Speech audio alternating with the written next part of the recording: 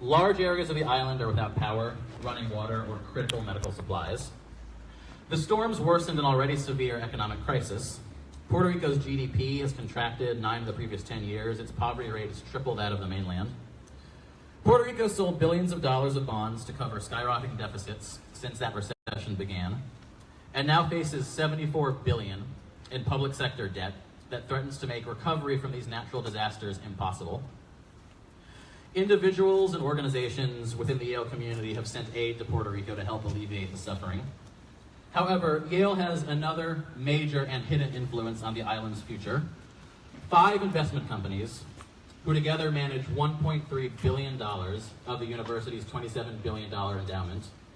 Cyrus Capital, Baupost LLC, Fortress Investment Group, Carmel Asset Management, and Corbin Capital Partners, held Puerto Rican debt at the end of 2017. 2 of the largest, Cyrus Capital and Baupost LLC, were among a small group of creditors suing Puerto Rico to force the territory to pay them back in full and before all other creditors. Litigation of this nature can drag on for years, delaying the government's ability to restructure its finances and to begin rebuilding its economy. So we've gathered here on campus today, Yale students, Connecticut elected officials, and members of New Haven and Connecticut's Puerto Rican community, to insist that Yale has a choice. Will it use its influence to offer Puerto Rico meaningful financial relief in a time of crisis? Or will it seek to grow its $27 billion endowment by continuing to extract wealth from a devastated island? We call on Yale University, 1, to immediately disclose all Yale endowment holdings in Puerto Rican debt. 2, cancel all Puerto Rican debt held as Yale assets.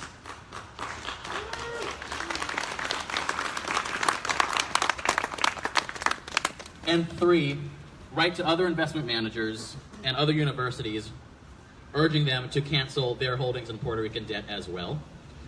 So we have members of the communities that I just mentioned here to speak today, and I'd first like to introduce David Diaz, who's a senior here at Yale College, who's going to tell you a bit about the campus perspective.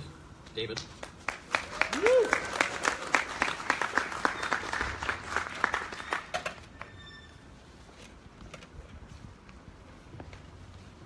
So I want to start off by thanking the campus groups that have co-sponsored this event. So I'll listen now. The Asian American Studies Task Force, Black Students Alliance at Yale, Connecticut Hispanic Democratic Caucus, De Colores, Despierta Boricua, Dominican Students Association, Down Magazine, Fossil Free Yale, Local 33, Make the Road Connecticut, Students Unite Now, Unidad Latina en Acción, and the Yale Young Democratic Socialists. So thank you for your support.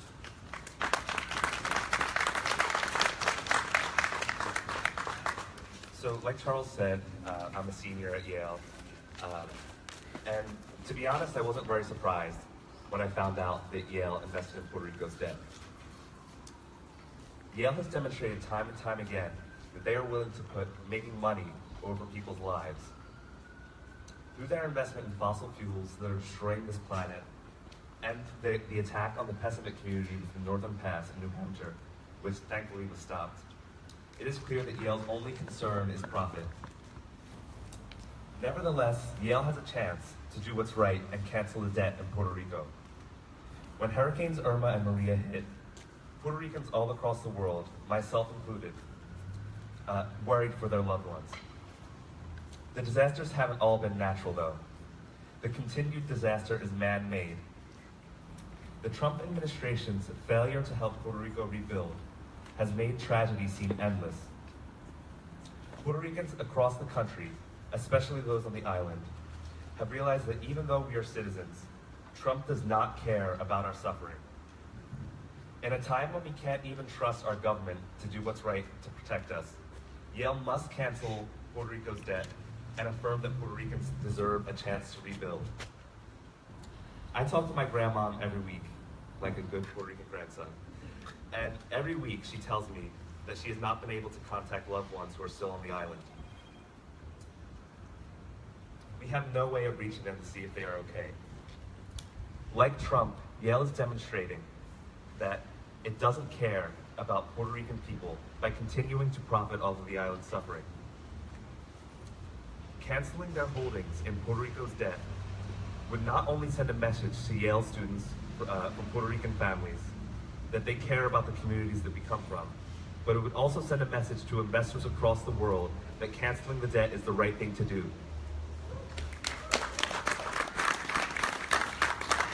Now, like I said, I wasn't very surprised that Yale invested in Puerto Rico's debt, but I admit I was a bit surprised to learn about a little bit more about this building here. So Charles Johnson gave Yale its biggest donation in its history to build Franklin College. And they're pretty quite proud of it. There's a plaque with his name right there. But I was surprised to learn that Johnson's investment firm, Franklin Templeton, is one of the biggest investors in Puerto Rico's debt. Yale should be ashamed for accepting donations from people like Johnson who are gouging Puerto Rico at one of its most vulnerable moments. Through its investments and its donations, Yale is choosing profit over Puerto Rican suffering. The only way that Yale can work towards repairing its predatory treatment of Puerto Rico is by canceling the debt. Thank you.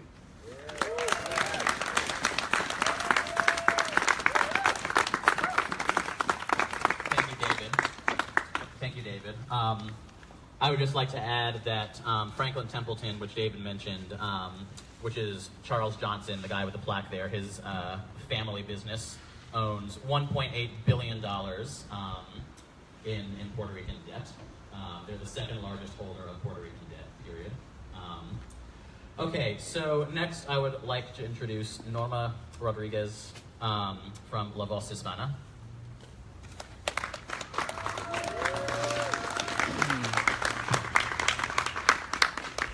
Thank you all very much. My name is Norma Rodriguez Reyes, and I am here on behalf of La Voz Hispana de Connecticut, which is Connecticut's largest and most read Spanish-language newspaper, circulating in the 9 cities with highest concentrations of Hispanics here in Connecticut. And I am also here on behalf of the Connecticut Hispanic Democratic Caucus, which is made up of Latino elected officials and a lot of leaders throughout the state. And we meet the 3rd Saturday of every month in different cities and towns. Also, our state representative, Juan Candelaria, unfortunately could not be here with us because he is chairing a committee and he had to be there. Otherwise, he would definitely be here showing his support. And right now, he is circulating the petition to the Black and Puerto Rican caucus of the state legislature. When we talk about Puerto Rico is an island almost exactly the same size as Connecticut. And it has the population almost the same as Connecticut. Connecticut right now has $3.6 million, 3.6 million people, and Puerto Rico has 3.5 million people. But given the devastation of Irma and Maria, there's a big diaspora. People are leaving the island big time, and it is affecting many states in the United States.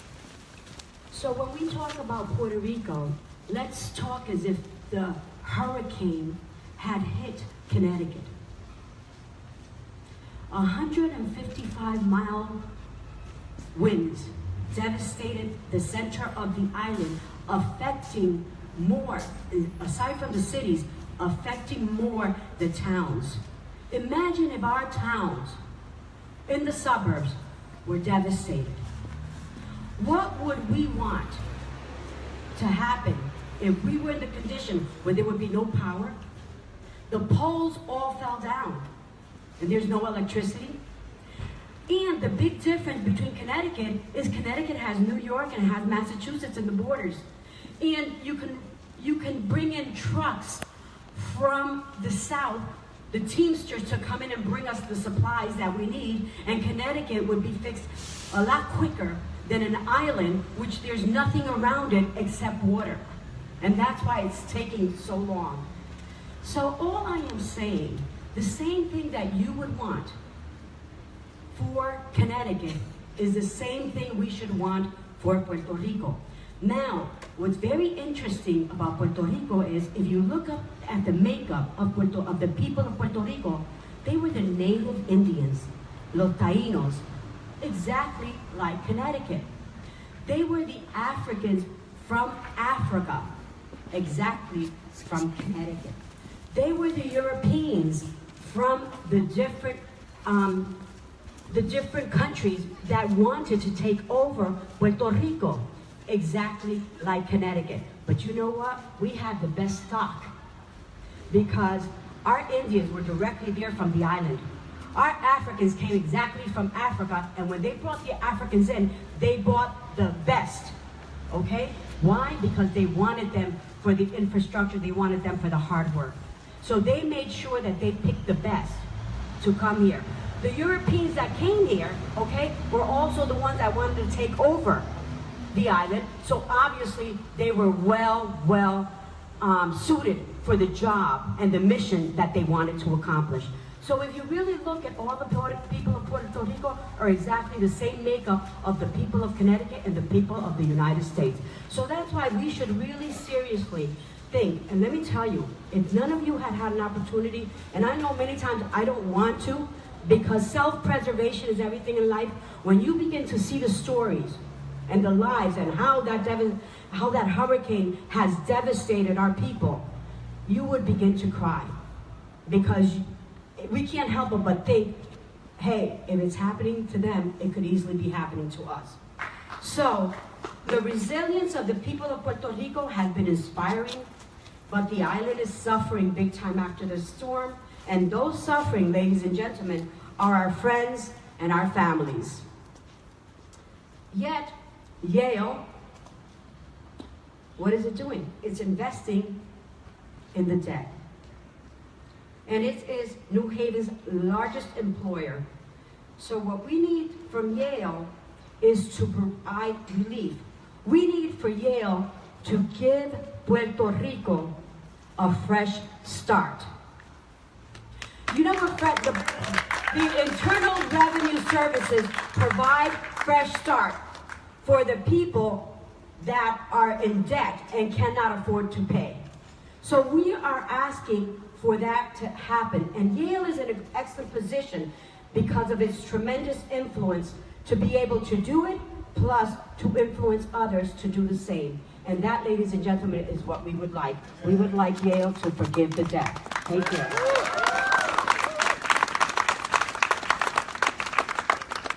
Thank you to Norma. I would now like to introduce Jess Hernandez. She'll tell you a little bit about herself and the work that she does here in New Haven.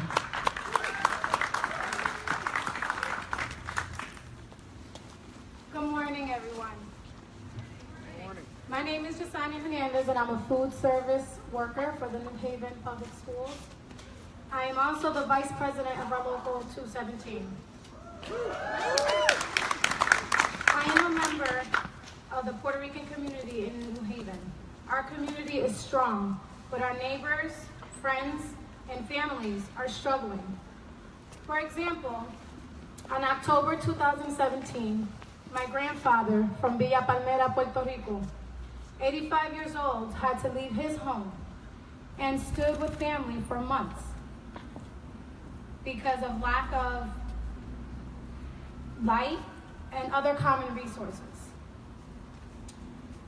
My aunt from Bayamón, Puerto Rico, was recently here, and she showed me heart-wrenching videos of how her and my uncle had to empty their house with buckets of water for 12 hours, over 12 hours, from inside their house.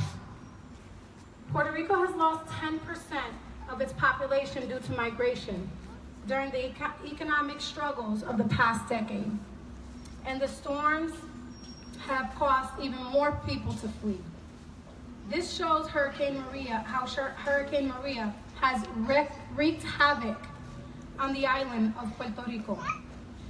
As a person who feeds children at the New Haven Public Schools, I have seen the influx. They say around 200 children from Puerto Rico have entered the school system since Hurricane Maria. Meanwhile, Yale University seeks profit while my community, including the children, bear the burden. I'm here today to ask Yale not to add insult to injury. Drop the debt so my island, well, in doing so, it will be a step towards relief so my island can start getting back on its feet.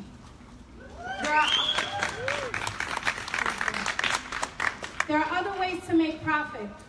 Don't make it at the expense of already hurt people of Puerto Rico. Que viva Puerto Rico.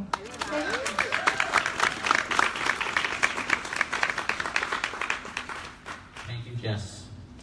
I'd now like to introduce my colleague on the New Haven Board of Alders, Evelyn Rodriguez. Good morning, everyone.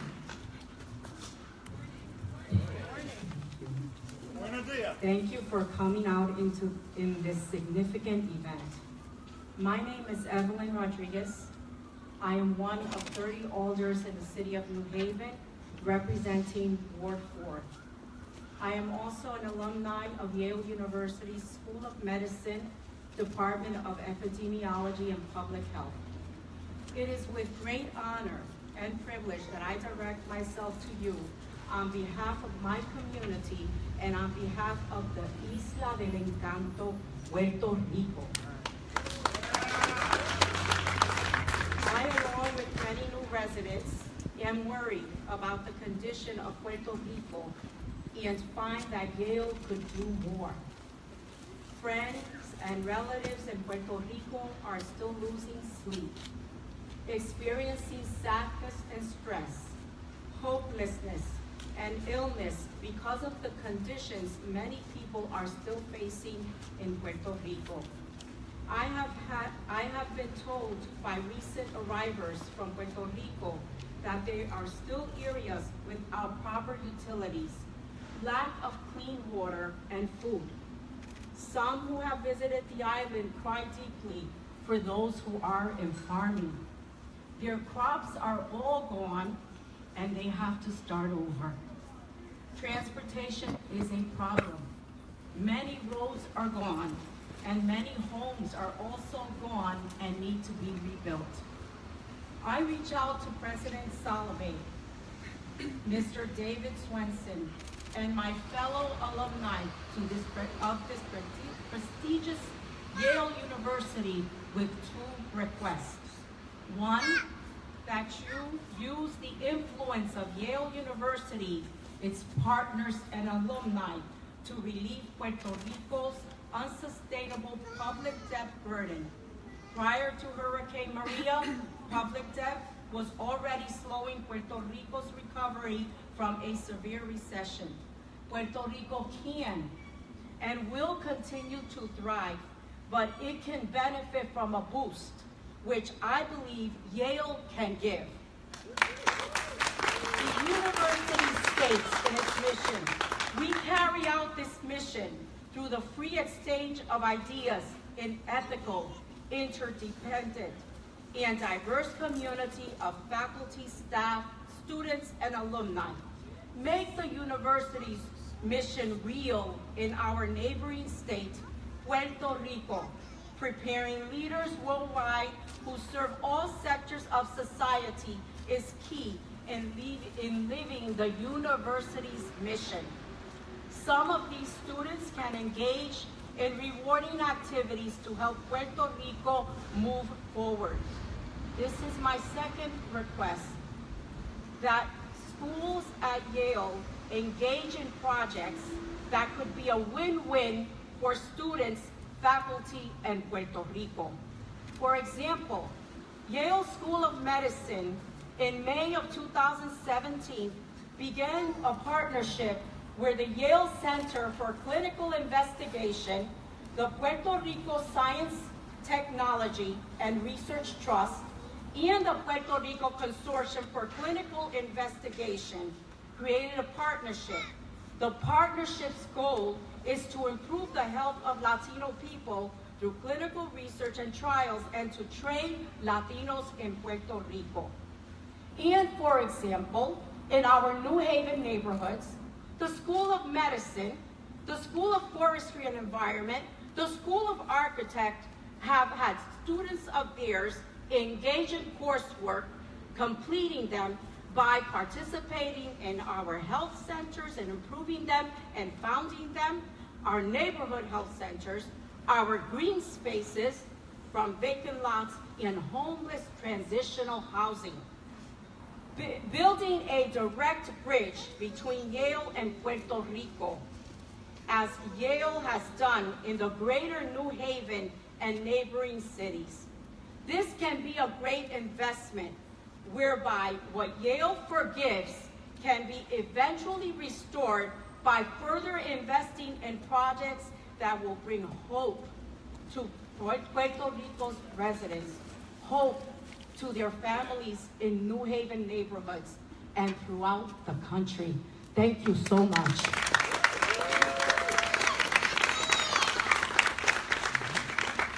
Thank you, Evelyn. As I mentioned, Evelyn and I both serve on the New Haven Board of Alders, and 80% of our colleagues on that board, including members of the Black and Hispanic caucus of that board, have signed on to this letter in support. So, finally, I would like to introduce Representative Chris Rosario, who is the chair of the Black and Puerto Rican caucus of the Connecticut State Legislature. Good morning, everybody. It is an honor and pleasure to be here with you all today. As they mentioned before, I'm the state representative of the 128th District of Bridgeport. I'm also the chair of the Legislative Black and Puerto Rican Caucus, and I'm also here on behalf of my good friend and colleague, State Representative Juan Candelaria, who asked me to be here. My roots are in Puerto Rico. Ay bonito Puerto Rico, to be exact. Where up until a month ago, they just got running water. Up until a month ago, you could only get there by one bridge. The people of Puerto Rico are suffering. I have families spread out from Kentucky to Ohio to Florida, even as far as Hawaii, because they've been displaced by this natural disaster. And as we come here together, we're asking Yale, lead by example. Do the right thing. Cancel the debt. Not only cancel the debt, but invest into the future of Puerto Rico. Because together, we're going to get this done. And I am asking, because we're going to be persistent and we're going to be consistent. This isn't the last time that we're going to call on them to cancel the debt. If you have Puerto Rican students, if you have Puerto Rican staff, faculty, let your folks know, let your school know, cancel the debt. We have a saying, we're Puerto Rican. If you're born and raised, if you're Puerto Rican, or if you know Puerto Rican, you know that by nature, we're giving people. When somebody's in need, we're the first ones there to help. And we have a saying, donde come uno, comen 10. If you can feed one, you can feed 10. So we're asking everybody to have that Puerto Rican spirit, to keep fighting, to keep pushing, and stand with our community. Thank you so much. Thank you, Representative Rosario. To conclude, I say again that Yale faces a choice. And the choice that they make will have consequences everywhere. David Swenson, Yale's investment manager, is one of the most important figures in university endowments in the financial world. And if he takes this step and leads on canceling the debt, he can provide leadership pressure on other universities, other investment managers to do the same. And we call on him now, all of us who have joined here today, who have signed on to this letter, we call on him and Yale now to make that choice. Thank you. Cancel the debt. Cancel the debt. Cancel the debt. Cancel the debt. Cancel the debt. Cancel the debt. Cancel the debt. Cancel the debt. Cancel the debt. Cancel the debt. Cancel the debt. Cancel the debt. Cancel the debt. Cancel the debt. Cancel the debt. Cancel the debt. Cancel the debt. Cancel the debt. Cancel the debt. Cancel